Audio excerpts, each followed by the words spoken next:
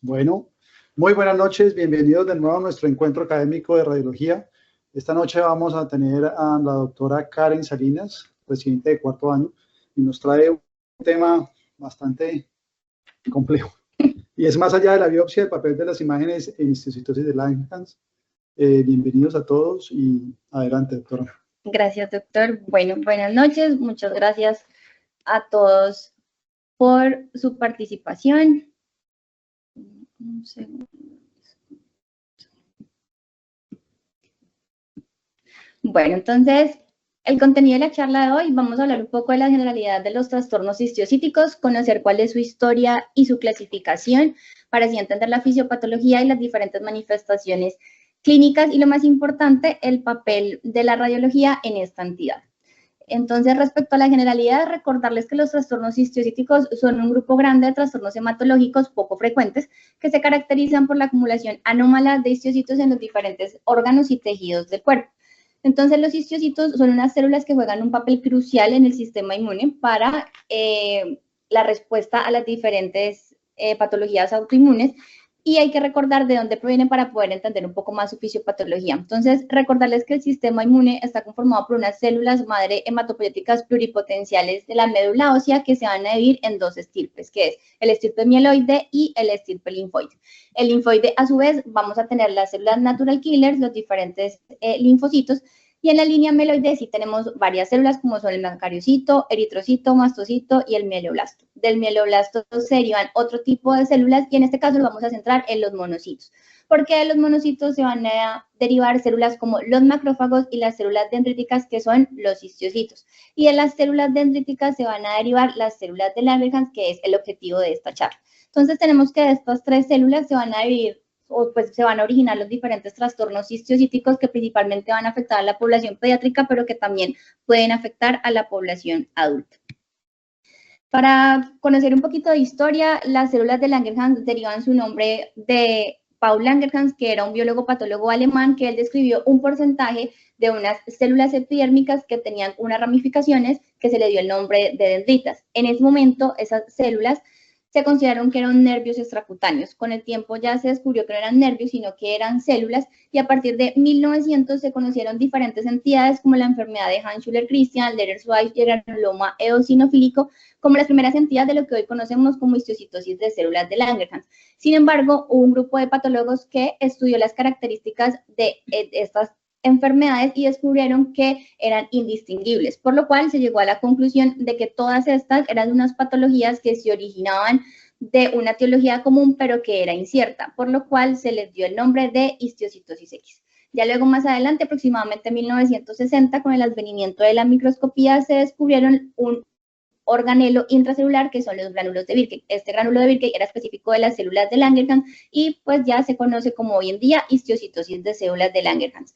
Pero en este punto, para entender su clasificación, hay que tener en cuenta que estos gránulos de Birbeck que se presentan en las células de Langerhans también tienen unos marcadores específicos, como es el CD207, que es el Langerin, para hablar de que son trastornos derivados de estas células de Langerhans, ya que puede haber otro tipo de células como los macrófagos que expresan estos gránulos de Virchow, pero que no tienen estos marcadores específicos, entonces no son relacionados a células de Langerhans. Para esto, tener hoy en cuenta y que les quede muy claro que ya todos estos términos como granuloma eosinofílico, enfermedad de Hans-Schüller-Christian, histiocytosis ya son términos que son obsoletos, así como la antigua clasificación de histiocytosis de células de Langerhans, no células de Langerhans o histiocytosis malignas. La clasificación actual, que es la que tenemos de la Sociedad de Histiocytosis en el 2016, organiza todos los trastornos histocíticos en 5 grupos: grupo L, C, H, M y L. En el grupo L, el 25% está representado por la histiocytosis de células de Langerhans, de lo que vamos a hablar el día de hoy.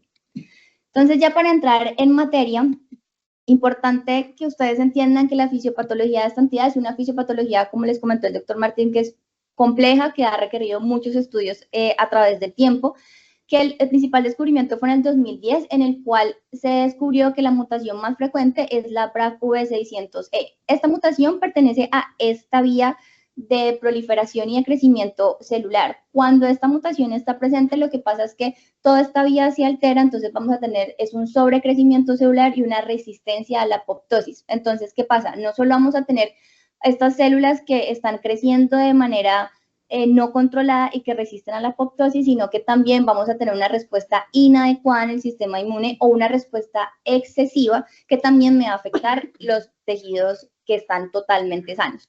Entonces, inicialmente hubo dos fisiopatologías. La primera fisiopatología era este modelo en el cual dependía de que las células de Langerhans que estaban, en ese momento se creía que solamente estaban en la piel, migraban de manera descontrolada y alterada a los diferentes órganos como es el hígado, el vaso, el sistema nervioso central. Esta primera teoría nos ayuda a entender que la histiocytosis es una entidad que no es una enfermedad localizada, sino que es una enfermedad sistémica. Con el tiempo, y ya habiendo entendido lo que les expliqué de las derivaciones de las células hematopoyéticas, entendimos que estas células, según el precursor que tienen, puede causar diferentes sintomatología y puede migrar a diferentes partes del cuerpo. Adicionalmente, estas células es muy importante que ustedes entiendan que no solo se trata de que expresa este tipo de marcadores que se deriva de esta mutación, sino que ellas acarrean a otras células del sistema inmune que va a crear un microambiente que es proinflamatorio. Esas otras células que ellas acarrean, como son los macrófagos, van a estar en pro de la inflamación a través de la interleuquina 10, al igual que los eosinófilos. Las células gigantes multinucleadas, ellas van a expresar metaloproteasas que tienen características osteoclásticas, que es una de las principales manifestaciones óseas, que son lesiones líticas, y adicionalmente los linfocitos no van a trabajar de manera adecuada, ellos no van a poder reconocer cuáles son las células que son anómalas, entonces siempre el crecimiento de células anómalas va a continuar porque no hay un sistema como tal que lo frene. Entendiendo esto, entonces, la histiocytosis de células de Langerhans es una patología que es predominantemente en los hombres, con una relación hombre-mujer 2:1. Es más prevalente en los niños, especialmente en los menores de 15 años. También se puede presentar en los adultos, pero es menos prevalente, con una incidencia aproximadamente de 1 a 2 casos por millón. Sus manifestaciones clínicas pueden ir desde pacientes asintomáticos, pacientes con lesiones únicas o localizadas, o como les mencioné, con manifestaciones multisistémicas que ya lo hacen una enfermedad mucho más grave. Al tener todo este abanico de posibilidades, vamos a ver que el diagnóstico es un poco más difícil, al igual que su línea de manejo. Pero el primer mensaje que queremos que se lleven a casa el día de hoy es que su principal manifestación son lesiones óseas en un 70 al 80% y en un 20 al 30% son lesiones en la piel. Para su clasificación, entonces tenemos que la histiocytosis de células de Langerhans la vamos a dividir. En el 70% de los casos es una enfermedad que es monosistémica, es decir, que afecta a un solo órgano o un solo sistema, ya sea hueso, piel, ganglios linfáticos, tiroides o timo. Si afecta un solo hueso, también vamos a decir que es de un solo foco, y si afecta dos huesos, pues es de dos focos. Y tenemos que es una enfermedad multisistémica cuando se ven comprometidos dos o más órganos o sistemas. Y aquí es muy importante aclarar que vamos a tener órganos de bajo riesgo y órganos de alto riesgo. Los órganos de alto riesgo son el hígado, el vaso, el pulmón, el sistema nervioso central y el sistema hematopoyético cuando el paciente presenta visitopenias. Y hay que hacer una aclaración dentro de la clasificación, y es que nosotros como radiólogos tenemos que tener muy en cuenta si tenemos lesiones que pueden ser de riesgo para comprometer el sistema nervioso central, que como vimos pues es un órgano de riesgo, va a tener implicaciones diferentes en el manejo de este tipo de pacientes. Entonces toda lesión que comprometa los huesos craneofaciales, ya sea oídos, ojos, va a comprometer un riesgo mayor para el sistema nervioso central, y es muy importante que nosotros le aclaremos esto a los clínicos, pues a todos los hemato-oncólogos. Entonces, ¿cuál es nuestro papel como radiólogos en esta patología? El diagnóstico, obviamente, previo se necesita de todo un grupo multidisciplinario de pediatras y hemato-oncólogos para hacer una historia clínica de un examen físico completo, pedir para clínicos donde evaluemos si el paciente tiene visitopenia o tiene compromiso hepático, también muestras de orina para descartar diabetes insípida como una de las manifestaciones del sistema nervioso central que ya veremos más adelante, y si se tiene la oportunidad, pues hacer un aspirado de médula ósea. Desde la parte de imágenes es muy importante saber que el primer estudio es la serie de huesos, ese es el gol estándar de esta entidad, tiene una sensibilidad del 100% y una especificidad del 61%. El TAC y la resonancia se manejan como estudios complementarios, la tomografía se hace especialmente para mejor caracterización de la destrucción ósea que hayamos evaluado en la radiografía y la resonancia para evaluar la extensión de la lesión y si hay compromiso de partes blandas. Entonces vamos a dividir esta charla en los diferentes hallazgos imanológicos por sistemas. Primero vamos a hablar de los huesos, luego los órganos de riesgo y por último el sistema nervioso central. Respecto a las manifestaciones imagenológicas por los huesos, como les manifesté, el 70-80% de los pacientes sus manifestaciones son óseas. El cráneo es la principal estructura afectada, seguido de los huesos largos y de la pelvis. Estas lesiones son especialmente líticas, pero también pueden ser blásticas. Cuando solamente hay un hueso comprometido, decimos que es una enfermedad monostótica, y cuando se comprometen más de 2 huesos, es una enfermedad poliostótica. Y recordarles que suele ser más frecuente las lesiones solitarias que las lesiones múltiples, con una relación 3-1, entendiendo que el esqueleto axial es la predilección de la histiocytosis de células de Langerhans. Entonces, ¿qué vamos a tener en cráneo? Vamos a ver lesiones, como pueden identificar en estas radiografías de cráneo, que son lesiones que son en sacabocado. Estas lesiones en sacabocado se da por la destrucción que es asimétrica entre la tabla interna y la tabla externa del hueso, que le va a conferir un borde biselado. Son lesiones que no tienen reacción perióstica en el cráneo ni tienen un margen esclerótico. Cuando estas lesiones son múltiples, como observamos en este corte, en esta proyección sagital, en esta radiografía de cráneo, ellas se le confieren una imagen de cráneo geográfico. Entender que cuando las lesiones son únicas, el paciente suele beneficiarse de un tratamiento como curetaje o inyección de esteroides, pero ya cuando son lesiones múltiples, ya es un paciente que inmediatamente pasa a un manejo sistémico con quimioterapia y esteroides también de manera sistémica. En este caso acompañante era un paciente masculino de nuestra institución que consultaba por 2 meses de masa en región frontal. Tenemos esta radiografía de cráneo. Aquí en esta proyección sagital vemos esta lesión única en la región frontal izquierda, mal definida, con características en sacabocado, que cuando se le realizó la resonancia magnética como estudio complementario, pues se confirma la presencia de esta lesión única de morfología ovalada, de intensidad de señal heterogénea en la región frontal izquierda. Sin embargo, vemos que es una lesión que sí restringe a la difusión, tiene un realce heterogéneo, tiene un efecto compresivo sobre el parénquima cerebral sin llegar a invadirlo y presenta un realce paquimeringio. Y en este caso, también de 1 año de evolución, un paciente masculino que tenía masas en región cervical derecha y occipital. Vemos la característica del cráneo geográfico de múltiples lesiones radiolúcidas de morfología ovalada, algunas con márgenes bien definidos. Sin embargo, no hay reacción perióstica ni márgenes escleróticos, que es lo característico de esta entidad. En este otro caso, era una paciente femenina de 10 años de edad que consultó a nuestra institución por un mes de tumoración en el cuero cabelludo. El estudio inicial que realizamos fue una ecografía. En la ecografía identificamos esta lesión de ecogenicidad heterogénea que presentaba un efecto de masa contra la dura madre y que adicionalmente presentaba flujo a la valoración Doppler color. En la resonancia de cerebro con contraste vemos que era una lesión que compromete tanto la tabla interna como la tabla externa. Vemos que adicionalmente era una lesión que tenía un componente subgaleal sobre los tejidos blandos del cuero cabelludo, y tenía también un componente, pues estaba en estrecho contacto con la dura madre y la presencia de un realce paquimeringio.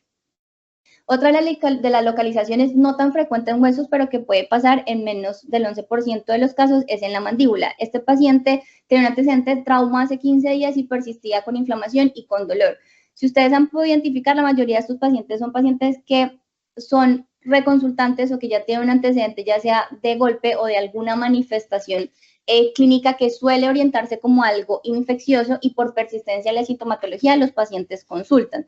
En este caso vemos que la paciente tenía una lesión lítica en el maxilar inferior con destrucción de la cortical, sobrepasaba la línea media y también tenía un componente de tejidos blandos con densidad heterogénea.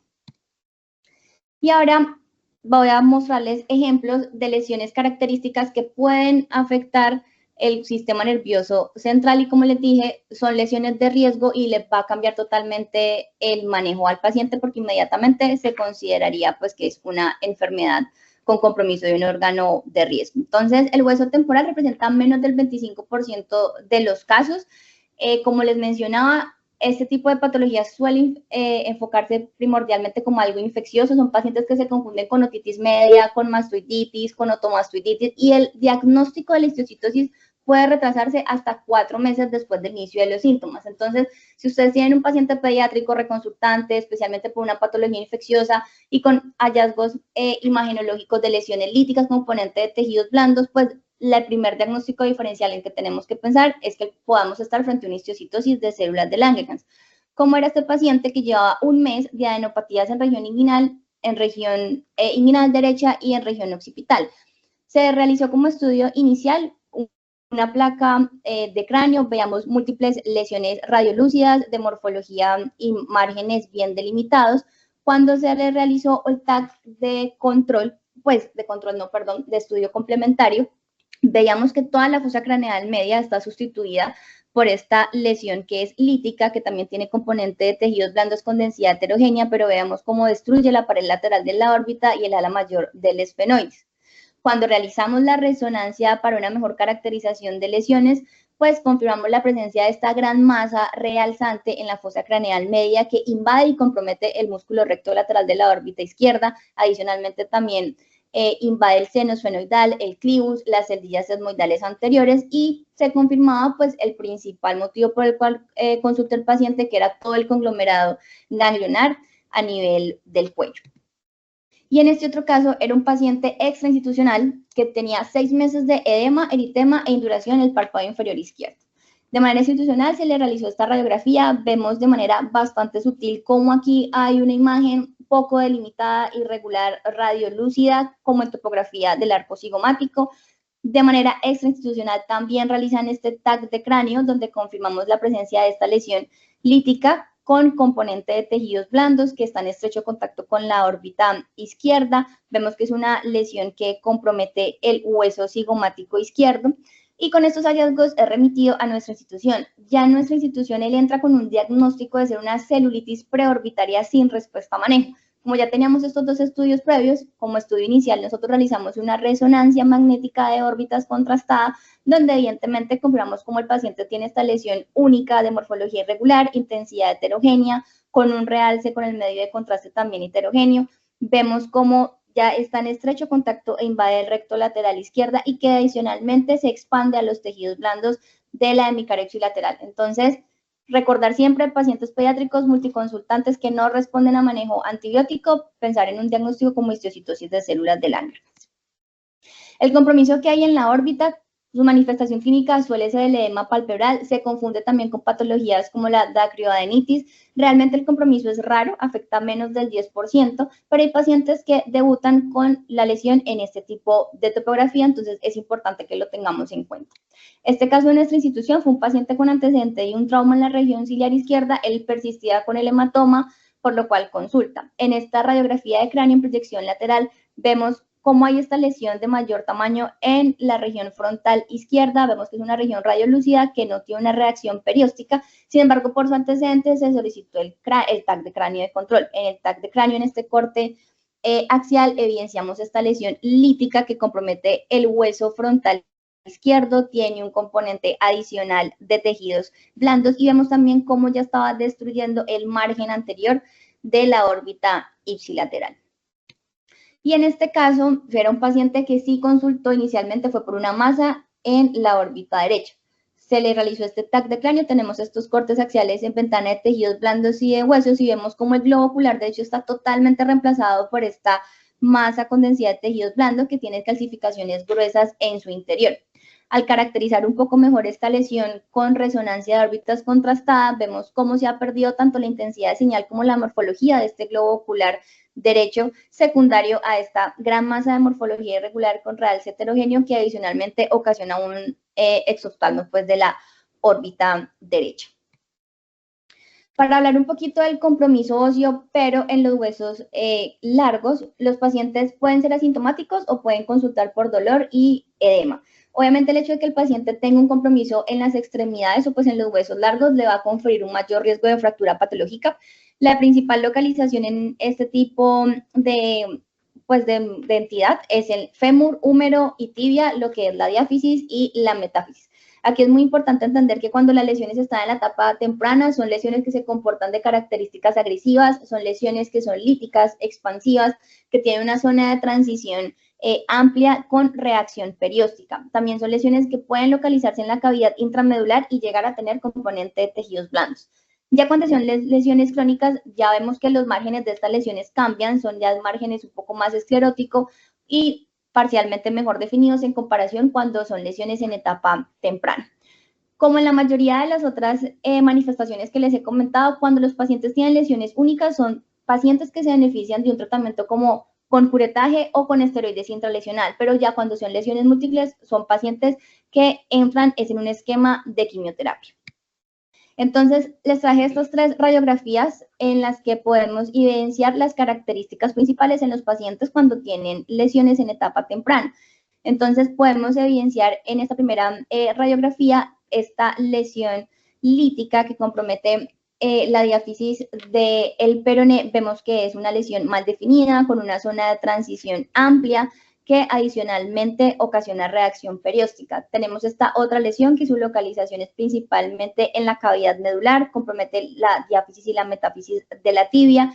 Vemos que su morfología es más como multilobulada, pero de igual manera tenemos que tiene una zona de transición amplia, tiene reacción perióstica y vemos cómo hay un engrosamiento también de la cortical de la tibia. Y por último, esta lesión que compromete la diáfisis también de la tibia, tiene reacción perióstica lineal, también tiene engrosamiento de la cortical y una zona de transición amplia.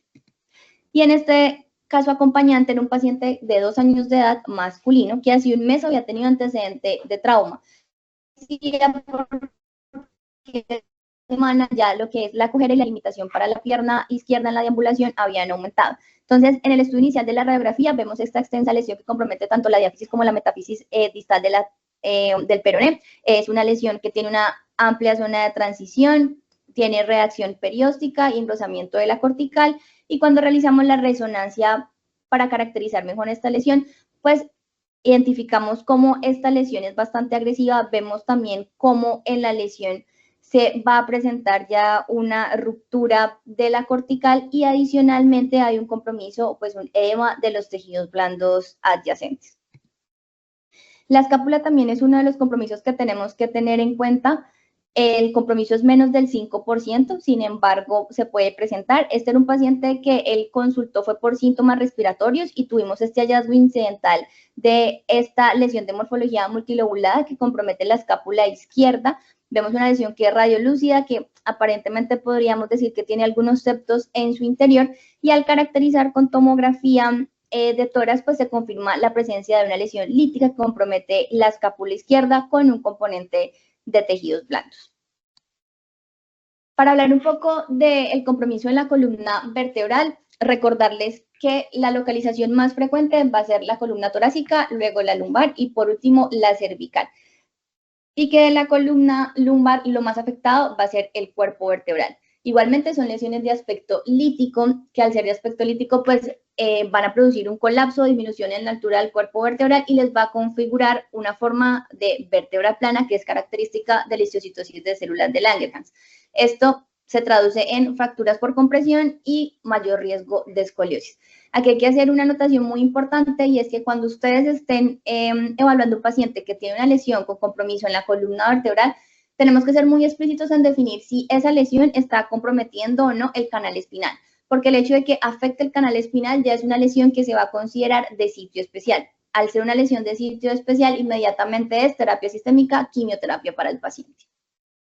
Entonces, en este caso, de nuestra institución, es un paciente que consultaba por 1 mes y medio de un dolor cervical intenso. Realizamos esta tomografía de columna cervical, tenemos cortes axiales y sagitales en ventana de hueso y vemos cómo hay una gran lesión lítica que destruye los elementos posteriores y el cuerpo vertebral de C2, y vemos cómo hay una pérdida total de la relación atlantoaxial por esta lesión.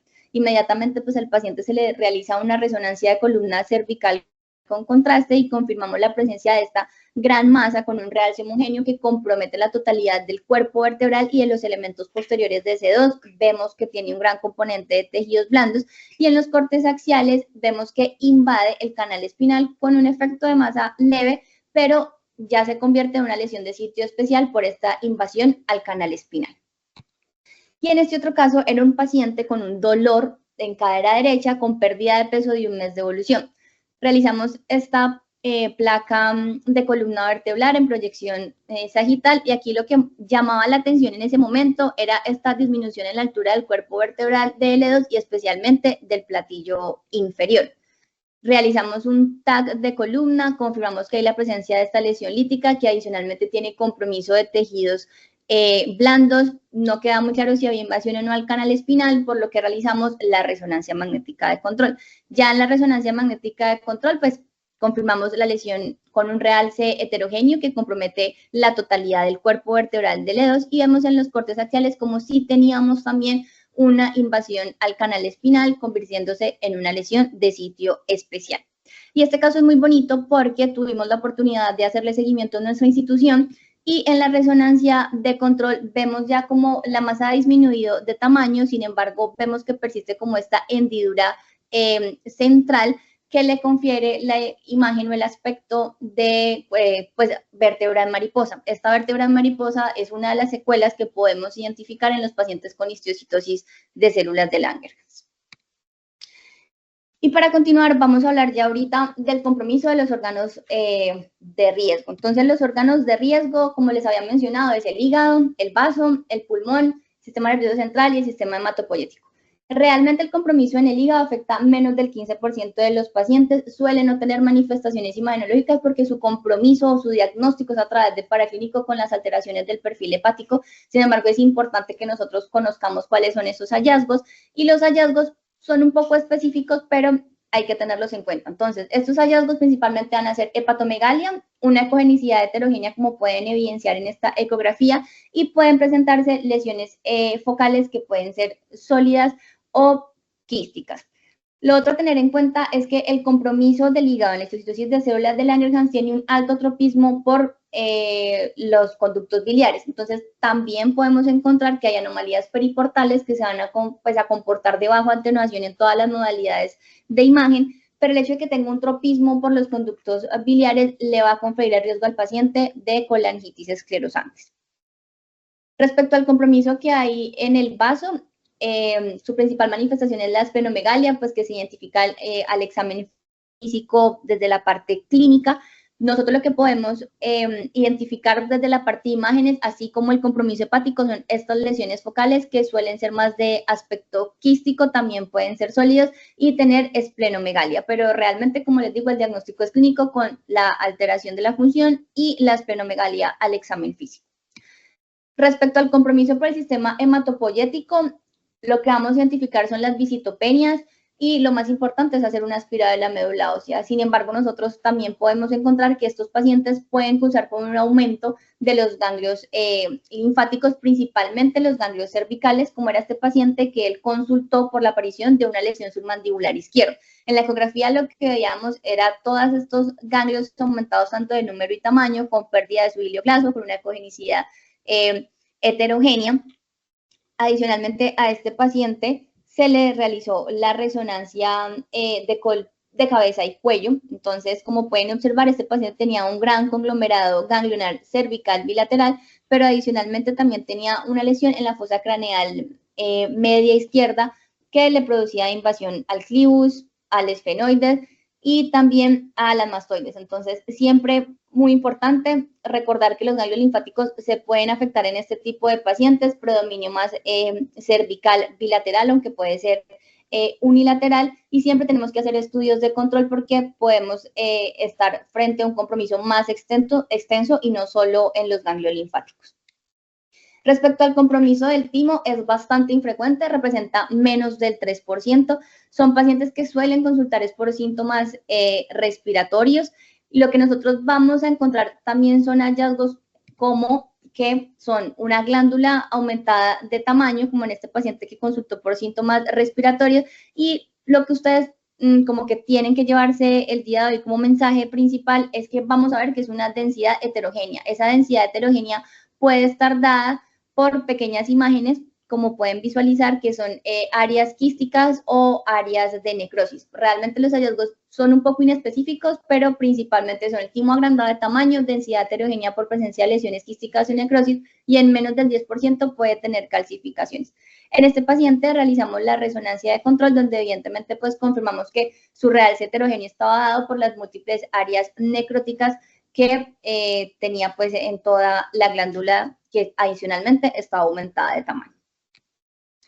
Y respecto al compromiso en el pulmón, afecta menos del 1%, especialmente pacientes, esto ya es más para los adultos que tienen antecedente de consumo pues de tabaquismo, suelen ser pacientes que son asintomáticos. Es muy importante en la placa de tórax identificar el neumotórax, ya que es la primera manifestación en el compromiso en el pulmón, y lo que nosotros vamos a evaluar como compromiso en el parénquima son nódulos o quistes centrilobulillares que suelen tener un patrón de distribución más en los lóbulos superiores y medios con respecto a los ángulos costofrénicos.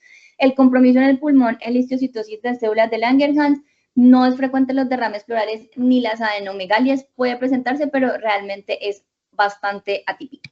En este caso era un paciente que consultó por dolor torácico, realizamos esta radiografía de tórax y veamos cómo en la base pulmonar izquierda teníamos esta lesión de morfología irregular, que cuando caracterizamos con el TAC de tórax vemos que el paciente realmente tenía múltiples nódulos con distribución aleatoria en el parénquima pulmonar. Eran nódulos que también tenían pues componente, eran sólidos con componente de tejidos blandos con densidad heterogénea, y pues el de mayor tamaño era este que lográbamos evidenciar de manera parcial en la radiografía, localizado en el segmento lateral del lóbulo inferior izquierdo.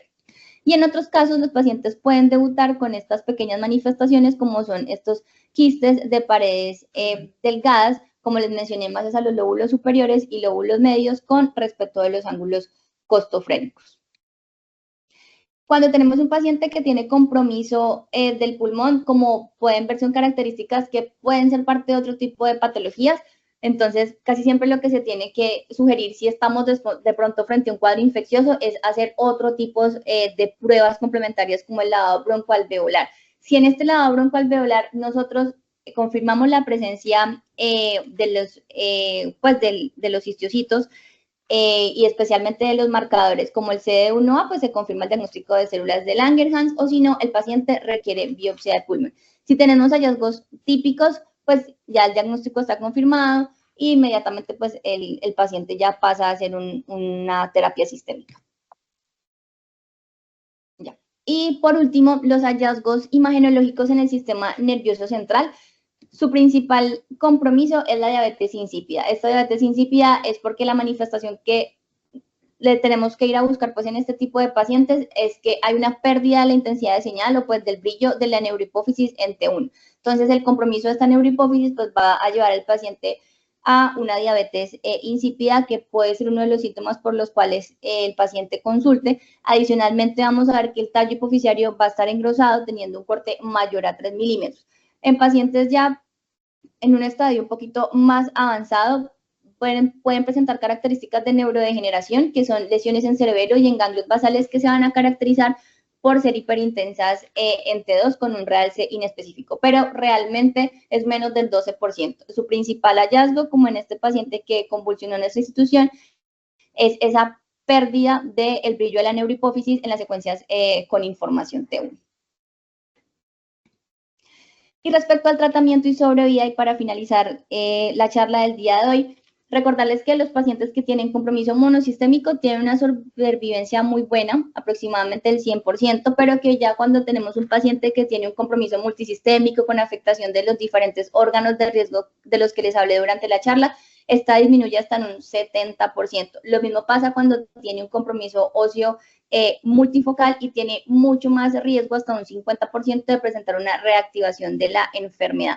Casi siempre son tratamientos pues, que son mayor de 6 semanas, con respuesta al 86% sin afectación de órgano de riesgo, y del 65% en pacientes con órganos de riesgo. Y recordarles que todo paciente menor de 2 años con enfermedad multisistémica que tenga compromiso de órgano riesgo es un mal pronóstico y es una, pues, como que le confiere una mayor posibilidad de mala respuesta a la terapia inicial.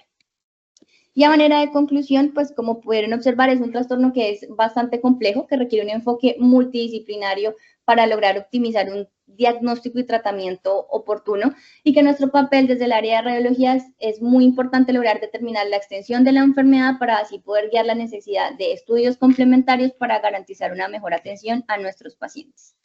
Muchas gracias. Bueno, muchas gracias, Karen.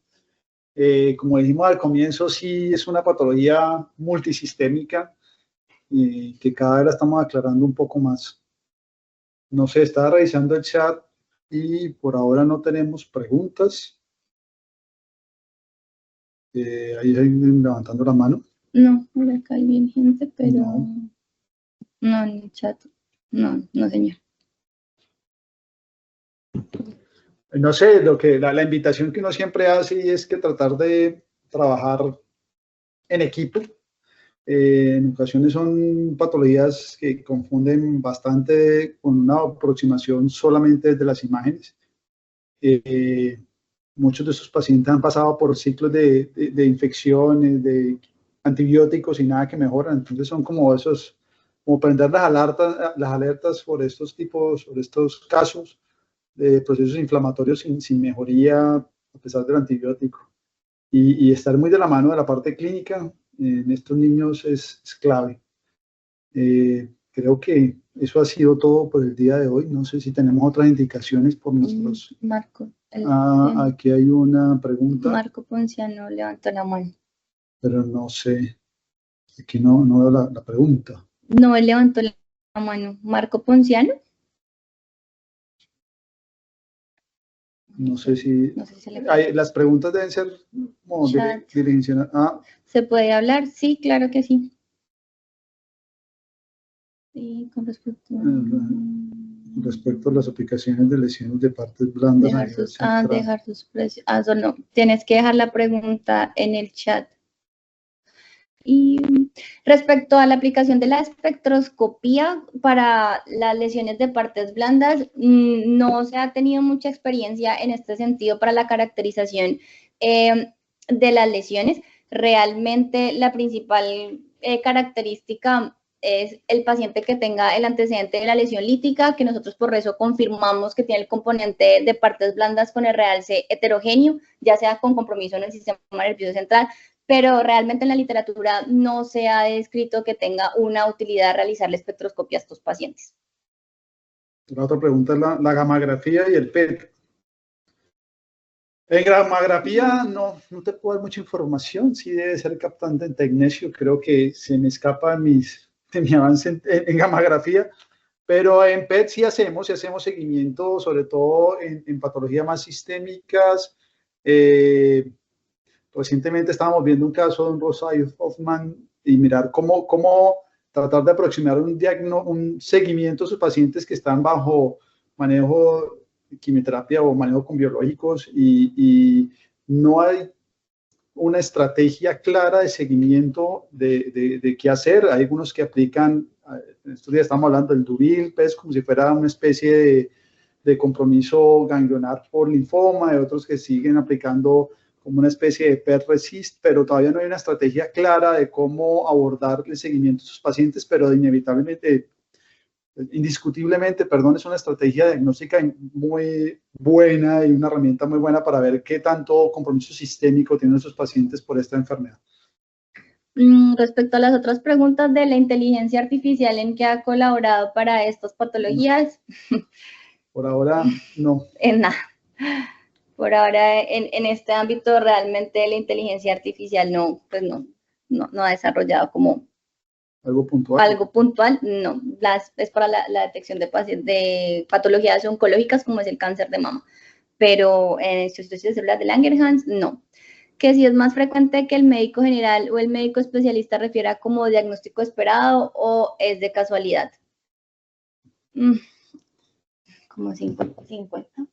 Sí, la verdad es que son pacientes que usualmente tienen un contexto frecuentemente algo inflamatorio, infeccioso, entonces el paciente bajo esquema antibiótico, sobre todo en niños que no mejoran, que siguen con sintomatología inflamatoria, y en esos son los que uno empieza a sospechar.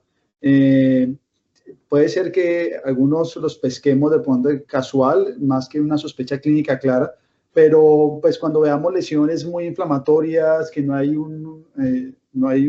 como algo claro porque desde el punto de vista óseo, algo inflamatorio infeccioso, para descartar la osteomielitis hay que tenerla como en el cajón, siempre pensar en la histiocitosis. Y respecto a la parálisis facial por diabetes, ¿tiene que ver con esta histiocitosis de células de Langerhans? No. Tendría, o sea, se ha encontrado más relación en los pacientes cuando tienen el compromiso a nivel de mastoides, que pueden tener pues las gran masas que puede afectar el recorrido y la parte pues del nervio facial, sí puede estar relacionado con esto, pero por la diabetes insípida que hacen ellos por el perdido de la orilla de la neurohipófisis, no, más es por el compromiso que pueden hacer de los pares craneales por las gran masas que ellos pueden realizar. Y saludos. Muchas gracias. Muchas gracias. Muchas gracias. Y acabamos. Bueno, nos esperamos. No sé, el próximo mes. El próximo mes. Ahí estaremos. Muchas gracias. Gracias.